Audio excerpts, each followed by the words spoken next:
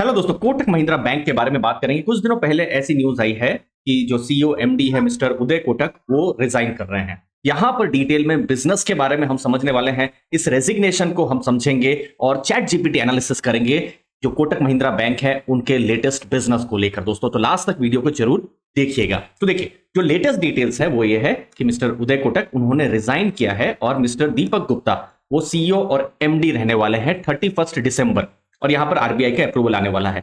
और जहां तक मिस्टर गुप्ता की बात है, वो कोटक बैंक के साथ बहुत लंबे टाइम से वो जुड़े हुए हैं और वो जॉइंट एमडी मतलब जॉइंट मैनेजिंग डायरेक्टर भी है 2012 से। तो उनका जो सिस्टम जो कोटक महिंद्रा बैंक है वो जानते हैं, समझते हैं। अब यहां पर आने वाले दिनों में क्या इंपॉर्टेंट चीज जो देखने वाली रहेगी वो होगा नए सीईओ कौन होता है। क्योंकि देखिए, दीपक गुप्ता जी तो दिसंबर 31 तक है, लेकिन कोटक महिंद्रा बैंक ने 2 नाम आरबीआई को भेजा है और वो आरबीआई अप्रूवल अभी तक आया नहीं है। और वो 2 नाम में से किसको आरबीआई कोटक महिंद्रा बैंक के लिए अप्रूव करती है वो एक बहुत बड़ा चीज रहेगा। क्योंकि देखिए, जब हम बैंक्स की बात करते हैं तो हमने देखा है अगर स्ट्रॉन्ग सीईओ एमडी हो, जैसे हमने पास्ट में आदित्य पुरी जी को देखा था या इनफैक्ट मिस्टर उदय कोटक जी को भी देखा है, तो बैंक्स बहुत ही मजबूत जाती है। और कुछ ऐसे भी एग्जाम्पल रहे हैं, नाम लेना सही नहीं रहेगा, लेकिन अगर गलत सीईओ एमडी हो तो बैंक डूब भी जाती है। तो एमडी सीईओ एक बहुत ही इंपॉर्टेंट पोजीशन है और आने वाले दिनों में ये आरबीआई का कब अप्रूवल आता है, ये आने वाले दिन, ये कुछ सप्ताह भी हो सकते हैं, कुछ महीना भी हो सकते हैं। ये एक अनसर्टेनिटी है। वो जब डिटेल्स आएंगी तो हमको आपको और ज्यादा क्लैरिटी होगी कोटक महिंद्रा बैंक के ऊपर। दोस्तों अब हम बात करते हैं जहां पर हमको चीजें पता है, वो है नंबर्स। अब देखिए, कोटक महिंद्रा बैंक को जब हम एनालिसिस कर रहे हैं तो बैंक्स के साथ साथ में कोटक सिक्योरिटीज, फिर इंश्योरेंस, फिर म्यूचुअल फंड और बहुत सारे बिजनेस यहां पर है दोस्तों। लेकिन बैंक मेन बिजनेस है, 77% कंट्रीब्यूशन बैंक के द्वारा आता है। तो कोटक महिंद्रा बैंक का टोटल प्रॉफिट जो Q1 रहा है 4485 करोड़ का हुआ है, और पिछला फाइनेंशियल ईयर 23 जो था 15,042 करोड़ का प्रॉफिट था, जो कि अच्छा प्रॉफिट माना जाएगा। दोस्तों ये है कुछ इंपॉर्टेंट कोटक महिंद्रा बैंक से रिलेटेड आंकड़े। देखिए, ये है लास्ट ईयर Q1 में प्रॉफिट, मतलब अप्रैल मई जून 2022 2071 करोड़ प्रॉफिट। इस बार देखिए प्रॉफिट इंक्रीज हुआ है 3452 करोड़। बैंक है तो इंटरेस्ट से बैंक कितना कमा रही है वो बहुत इंपॉर्टेंट है देखना। तो नेट इंटरेस्ट इनकम 4697 करोड़ से बढ़कर 6234 करोड़, मतलब इंक्रीज हुई है। बैंक है, जरूरी है कि जो लोन्स हैं वो दे पा रहे हैं या नहीं, या लोन्स में इंक्रीज हो पा रहा है या नहीं। तो ये कुछ हमको 19% का ग्रोथ देखने को मिल रहा है। 3.62 लाख करोड़ का बैंक का हमको लोन इंक्रीज होता हुआ देखने को मिल रहा है। एनपीए किसी भी बैंक के लिए जितना कम हो उतना अच्छा है, तो एनपीए भी यहां कम हुए। नेट एनपीए 0.4 हमको कोटक महिंद्रा बैंक में देखने को मिल रहे हैं। नेक्स्ट, ये बहुत इंटरेस्टिंग कॉन्सेप्ट है, ये है नेट इंटरेस्ट मार्जिन। देखिए, बैंक कोई भी लोन देते हैं तो वो कमाते हैं, लेकिन उनका खर्चा भी होता है। जो डिपॉजिट या फिर फिक्स डिपॉजिट रखते हैं तो बैंक के लिए तो खर्चा रहा है, फिर बाद में दूसरे भी खर्चे, इंप्लॉइज है, फिर एडमिनिस्ट्रेशन, सब खर्चे, उसको जब डिवाइड किया जाता है बैंक के सब एसेट्स के साथ तो हमको नेट इंटरेस्ट मार्जिन मिलता है। अब ऐसा एक थंब रूल जैसा समझ सकते हैं, 3.5 से ऊपर नेट इंटरेस्ट मार्जिन हो तो अच्छा कहा जाएगा।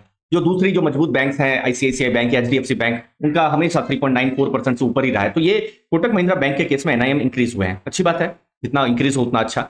Return on asset again thumb rule जैसा मान सकते हैं, किसी भी बैंक का 1.5 से ऊपर हो तो बहुत ही अच्छा है, तो ये तो और ही अच्छा है 2.81%। तो ये कुछ स्ट्रॉन्ग नंबर्स हैं। कासा रेशियो कम हुआ है 58 से 49%, जो कि एक्चुअली में न्यूट्रल आप कह सकते हैं। बट कासा रेशियो पर मैं बात करता हूं, जैसे यहां पर अब देखिए ये 49% हुआ है। अब कासा मतलब क्या? Current account, saving account. मतलब बैंक के पास सोच लीजिए 100 रुपीज का डिपॉजिट है, तो करंट अकाउंट, सेविंग अकाउंट किसी भी बैंक के लिए बहुत सस्ता पैसा होता है। तो ये 58 से 49 हुआ है। बट कासा रेशियो फिर भी अगर मैं कंपेयर करता हूं दूसरी भी बैंक्स के साथ, तो मुझे कुछ स्ट्रॉन्ग बैंक्स भी मुझे 35 से 45% के बीच में देखने को मिल रहा है। तो 49 अपने में मजबूत कहा जाएगा, लेकिन अगर कोटक बैंक को कोटक बैंक के साथ कंपेयर करना है तो ये कम हुआ है। लेकिन एक और चीज है दोस्तों, एक ये इंडस्ट्री ट्रेंड पिछले 1 साल में रहा है। क्योंकि देखिए, फिक्स डिपॉजिट के जो दाम है, मतलब जो इंटरेस्ट रेट है, वो पिछले 1 साल में इंक्रीज हुए हैं। यही एफडी हमको कोविड के टाइम में कुछ 5.5% मिलती थी, अभी सब बैंक 7-8% तक चले गए हैं। तो अभी जो भी कस्टमर्स हैं बैंक के, वो भी अभी लॉन्ग टर्म के लिए एफडीज कर रहे हैं। तो वो एक ग्रेजुअल शिफ्ट हुआ है, ऐसा नहीं है कि सिर्फ कोटक महिंद्रा बैंक में है, ये शिफ्ट हमको पूरी इंडस्ट्री में देखने को मिल रहा है। जैसे आप यहां पर देख सकते हैं, ये टर्म डिपॉजिट का डेटा है। 1.3 लाख करोड़ से कितना हो गया? 1.8 लाख करोड़, 40% ये इंक्रीज हो गया है। लेकिन सेविंग अकाउंट में देखिए ये डिक्रीज हुआ है। लेकिन यस, जितना बढ़े उतना अच्छा है। आने वाले टाइम में ये देखने का रहेगा कि ये सेविंग अकाउंट बढ़े तो अच्छा है, करंट अकाउंट में भी इंक्रीज हो तो अच्छा है।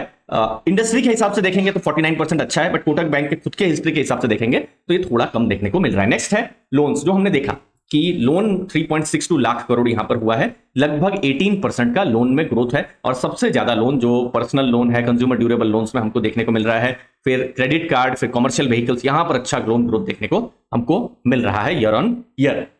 नेक्स्ट है एसेट क्वालिटी, जो एनपीए की हम बात कर रहे थे। देखिए नेट एनपीए तो हमने देखा 0.4% है। ये एनपीए जितना कम होता रहे उतना अच्छा है। अभी Q2 के रिजल्ट आएंगे, मोस्ट प्रोबेबली एक्सपेक्टेड है Q2 के रिजल्ट अक्टूबर या नवंबर के महीने में आएंगे, तो ये देखना रहेगा कि एनपीए बढ़ते हैं या नहीं बढ़ते हैं, और ये ना बढ़े वही जितना अच्छा है। फिर प्रोविजन कवरेज रेशियो, अब ये किसी भी बैंक के लिए जितना ज्यादा हो उतना अच्छा, मतलब कल कोई भी लोन खराब होगी, सिंपल में ऐसे समझते हैं, तो बैंक ने कितना प्रोविजंस करके रखे हैं, इसे प्रोविजन कवरेज रेशियो कहा जाता है दोस्तों। तो ओवरऑल कुछ जब हम फंडामेंटल नंबर्स देख रहे हैं तो हमको स्ट्रॉन्ग ग्रोथ देखने को मिल रहा है। डिपॉजिट में सिर्फ थोड़ा सा हमको न्यूट्रल देखने को मिला था, खासकर कासा में, लेकिन ओवरऑल एसेट क्वालिटी मजबूत है, लोन ग्रोथ भी मजबूत है, और जो दूसरे फंडामेंटल रेशियोज है वो भी मजबूत है। अब Kotak Mahindra bank just valuation हम देख लेते हैं। अगर मैं प्राइस टू बुक रेशियो देखता हूं, क्योंकि बैंक्स के टाइम में प्राइस टू बुक ज्यादा इंपॉर्टेंट है। प्राइस मतलब जो मार्केट कैप है या जो करंट प्राइस आप मान सकते हैं एक शेयर का। बुक वैल्यू थ्योरेटिकली किसी भी कंपनी के लिए लास्ट में इन्वेस्टर के पास क्या बचा अगर वो कंपनी लिक्विडेट हो जाती है, अगेन थ्योरेटिकल कॉन्सेप्ट है, तो उसे बुक वैल्यू कहा जाता है। तो प्राइस टू बुक 3.18 है,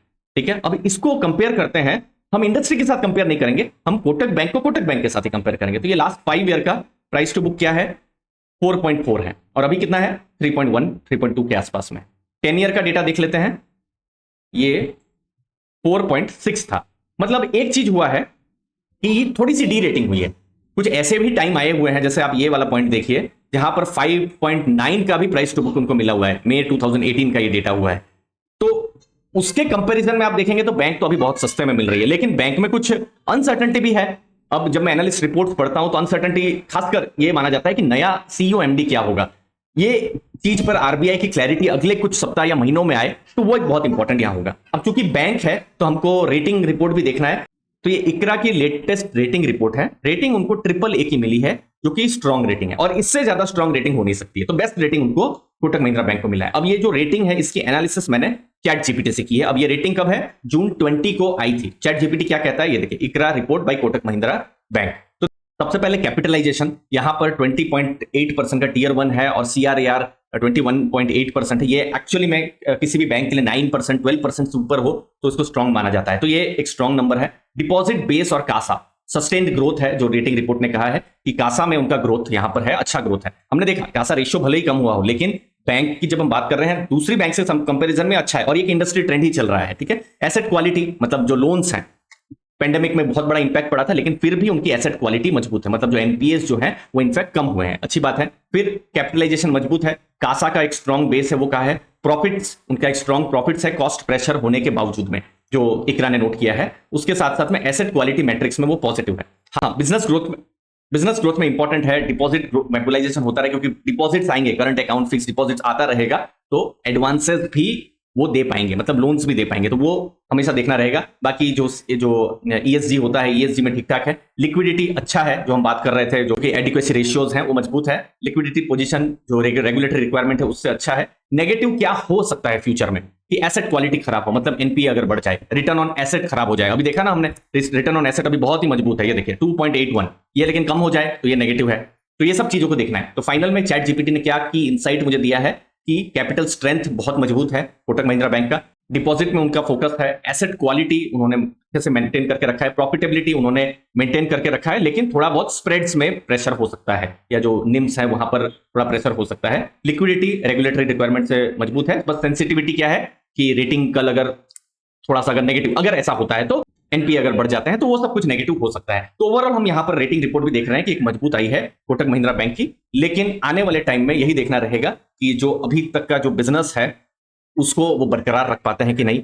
नेक्स्ट, अभी CEO MD mister Uday Kotak ने यहाँ रिजाइन किया है, इसका इमीडिएट ऐसा कोई इंपैक्ट नहीं है, लेकिन आने वाले टाइम में, क्योंकि देखिए बैंक है और यहाँ पर अगले 2-3 साल के लिए भी अगर हम एक चीज देख रहे हैं बिजनेस को, तो वो बहुत ज्यादा मैटर करेगा कौन नए सीईओ एमडी आ रहे हैं। तो तब तक के लिए थोड़ी सी अनसर्टेनिटी यहां पर हो सकती है, बट अभी तक हम देख रहे हैं रिजल्ट्स मजबूत आ रहे हैं बैंक्स के, और चूंकि अभी तो सिर्फ रेजिग्नेशन हुआ ही है, फिर आने वाले क्वार्टर में भी पता चलेगा कि क्या इस रेजिग्नेशन का कुछ नेगेटिव इंपैक्ट तो नहीं पड़ा है। तो एक बहुत ही इंटरेस्टिंग केस है, यहाँ पर कॉन्ट्रा व्यू भी है, यहाँ पर पॉजिटिव व्यू भी है, नेगेटिव व्यू, बहुत सारे यहाँ पर व्यूज है जब हम कोटक महिंद्रा बैंक की बात करें। आपका व्यू क्या है जरूर मुझे कमेंट सेक्शन में बताइएगा। धन्यवाद आपके टाइम के लिए, थैंक यू दोस्तों।